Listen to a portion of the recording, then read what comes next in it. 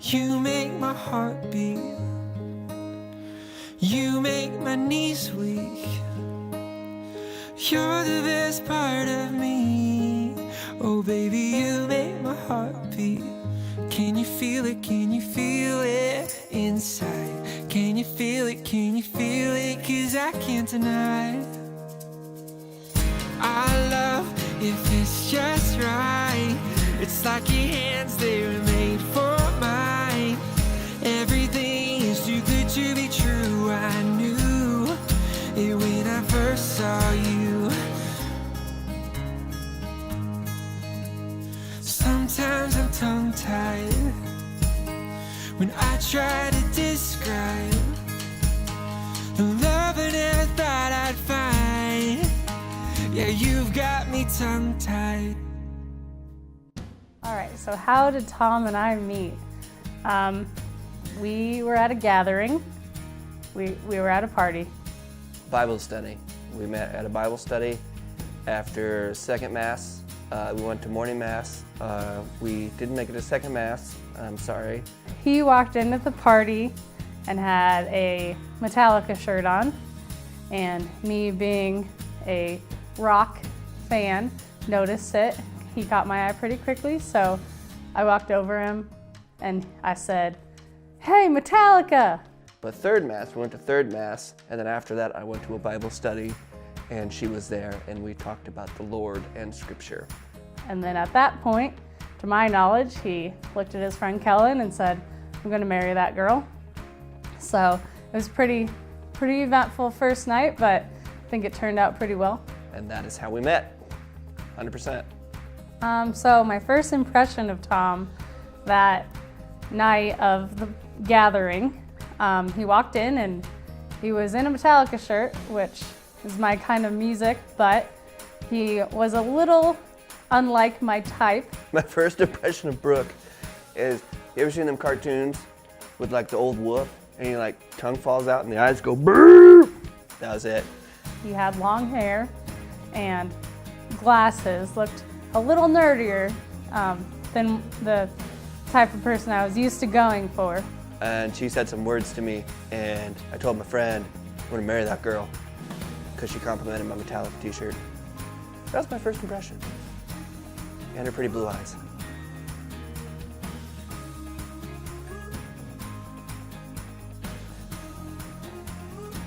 Brooke and I'm talking in my head. Brooke and I's first official date after 6 months of her leading me on was at Applebee's during Christmas time. And I love Christmas time. I don't. I hate Christmas. I hate Christmas music and the sound of crying babies. So we're at Applebee's and I look fairly homeless. He was pretty persistent of trying to get me to go out with him. So eventually I accepted, and we went to Applebee's and we had a great conversation. Of course, it was a little awkward. And yeah, it was good. It was good to get to know him. I remember they were crying babies and he said he hated crying babies. And we're eating with Christmas music and crying babies, and I was miserable, but I wanted her to like me, so I just suppressed it all. And then the waitress came and gave us the check, and she gave the check to Brooke because I looked homeless and I was offended. So I paid for dinner at Applebee's and stole her purple GameStop pen. My favorite quality about Tom, first and foremost, is probably his humor. And it doesn't even come from just always trying to be funny. He genuinely likes making people laugh, and he enjoys seeing like laughter and enjoyment in other people. So I think that's really important. My favorite quality about Brooke, well, it's not her bossiness, but a lot of people probably don't see is that he's actually a very caring and compassionate person. Something that he kind of hides sometimes, but he really does deeply care about those close to him and willing to do anything for them. So I think that tells a lot about a person, and I really appreciate that about him.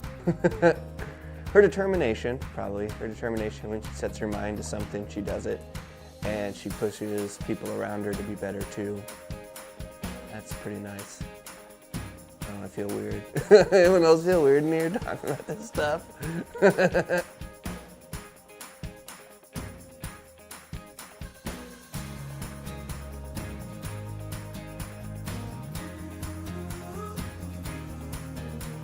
quirks that drive me crazy of Brooke that only I would love.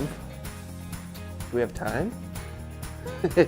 Every day he leaves his socks on the ground in the living room and just leaves them there for me to pick up. So as annoying as it is, it's something that keeps me on my toes, and I know he does it now just to annoy me. So I don't know, it's fun.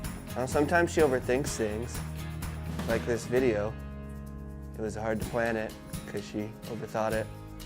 And when she yells at me because I leave my socks on the floor, it's not my fault. I forget sometimes. I'm sorry. Even though it's annoying, it's fine. If that's our biggest problem in life, I think we're doing pretty good. When did I know Brooke was the right one for me? When I was in Chicago one summer taking classes at Second City, which she pushed me to go do.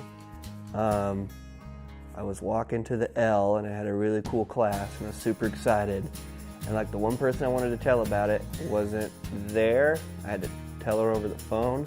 When I had these big dreams and these big high hopes of moving across the country for my career and trying to be this big name architect, and he loved every minute of it and he totally backed me and was like, yeah, let's do this adventure, let's travel, let's have fun like all over the world, and let's just not limit our dreams. And then I was like, man, I don't want to be without her. I don't want to be without her anymore. Like the most exciting moment of my life, and she's not there to share it with in person. So I think that's when I knew that he was the one. He had that same motivation and desire to chase dreams and to explore. So I'm lucky to have a partner that is along for the ride. I was like lightning to the brain. Bing, she is the one. I said, okay, Gandalf, okay.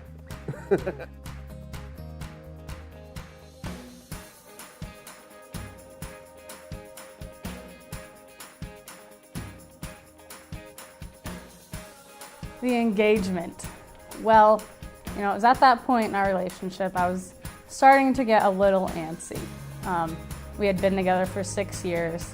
It was a long time. Everyone else was getting engaged, and maybe a lot of them were less than that amount of time. I was getting very antsy and was essentially jealous of a lot of other people. So I was kind of overthinking a lot of events. But by the time that this concert came up, I was kind of overthinking and over hoping. So I just kind of let it go. I bought the ring like 4 months prior, and it was during that time she was getting wedding fever because a bunch of people were getting engaged, and we always argued. She's like, we're never gonna get married, we're never gonna get engaged. I'm like, if you just wait, I have a plan. We drove to Denver and went to my cousin's house, and we're just hanging out before the Metallica concert at Mile High Stadium. Before we get there, we're at her cousin's apartment, and Desi has the ring in her pocket, and she tries to like slide it to me without noticing. So she's in the bathroom, and she's like, Thomas, come to the bathroom. So I go to the bathroom, and we like try to do this handoff, and then Brooke opens the door. What are you doing? And we're like, nothing, just nothing. And she forgot about it, I hope. But they were actually doing the handoff of the ring. So I got a little suspicious at that point, but again, talked myself down. I'm like, you're being crazy, you've been thinking this for months. So I forgot about it, actually, and then we got to the concert. It was a long walk. Tom was being really quiet, which is unlike him. And then we got in front of the stadium. Desi and I took a picture that Tom took for us, and then she started taking pictures of Tom and I. And then I'm like, okay, let's go in, and she's like, one more. The ring's in my pocket, and I'm like quiet the whole ride. I'm like sweating, and I'm nervous. And she's like, you're being really weird. You're being really quiet. You're never quiet. I'm like, no. So we get there to the venue, and we're going up there. And Desi's like, hey, let's take pictures before we go in. And Brooke's like, fine, let's do this. Take the first picture with her and Desi. And Desi's like, here, I'll take a picture of you and Tom. And Brooke's like, do we have to take it here? Let's take it inside. And Desi's like, no, we're taking it here. So we take the picture, And then Desi's like, hey, let's do one more. And Brooke's like getting anxious. She wants to go inside. She wants to get to her seat. She's like, fine, let's do one more. And then she switches it to video, and that's when I do the down on my knee thing. And then she videoed the whole thing, and he just got down on one knee, didn't say anything. But I was so nervous, I didn't say anything. Got on one knee and I just, I didn't say anything. She said some words though, that I won't repeat. But then I instantly just started bawling, and although we knew it would happen someday, it was pretty great for it to actually happen. And everyone knew it was coming too, but it was still really special, and no better place for it to happen than a Metallica concert, because that shirt he was wearing the first night we met kind of started it, so came full circle. Okay, let's do one more just to be safe. Yeah. That was good.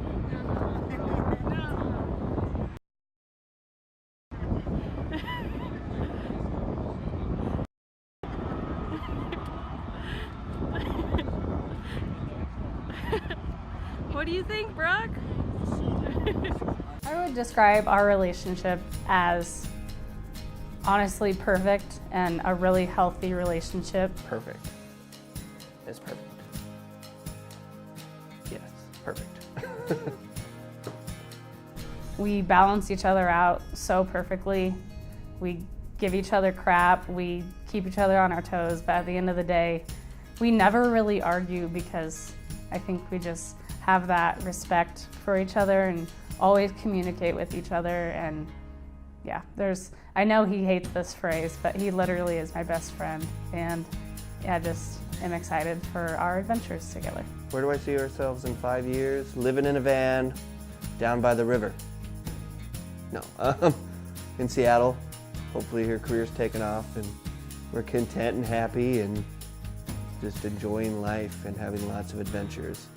Hopefully we'll be on our adventures, traveling, hopefully living in Seattle, and just kind of living the dream, essentially. Having my career take off and be a successful architect and designer, and have Tom do something he loves, whether it be at a museum or comedy. He's pretty open to a lot of things, so I think that it's a good trait for him. But I don't know, I feel like we'll have a couple dogs maybe. Maybe a dog or two. A Dalmatian named Pongo. Yes, from the movie. Yeah. Good? Yeah, I think so. Thomas, thank you for driving me to be the best person I can be, and being my partner, and wanting to travel and wanting to do all these fun things. It's never a dull moment with you, that's for sure, between your jokes or your silly comments. But although sometimes I may act a little annoyed, I'm really not, and I'd be lost without those moments. So I just appreciate you a lot, and I'm excited for our journey together. What I want to say to Brooke is that I love her more than anything.